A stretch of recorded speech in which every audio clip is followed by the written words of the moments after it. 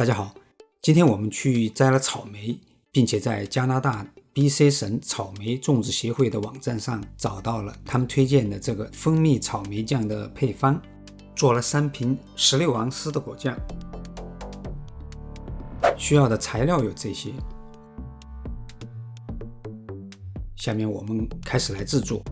首先是对罐子进行消毒，将装果酱的罐子放在锅里，加上冷水，烧开后关火，罐子留在锅中，等需要使用的时候再取出来。将草莓分次加入，压碎，倒入不锈钢锅中，加入柠檬汁儿，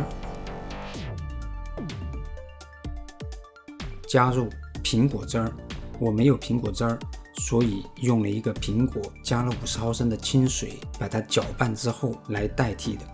再加入不需要糖的果胶，如果是没有这种果胶的话，用传统的果胶都可以。搅拌至溶解，不断搅拌，用高温将水果混合物煮沸，加入蜂蜜，持续搅拌，烧开后再煮3分钟，从火上移开，除去表面的浮沫，将果酱倒入热罐中，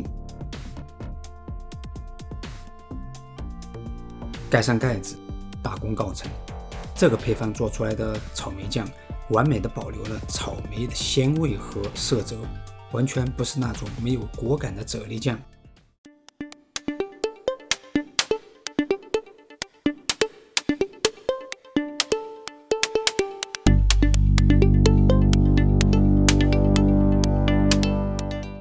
今天的视频就到这儿，感谢您的收看，我是卡卡，我会每周更新各种美食的做法，喜欢我的视频，欢迎订阅和评论。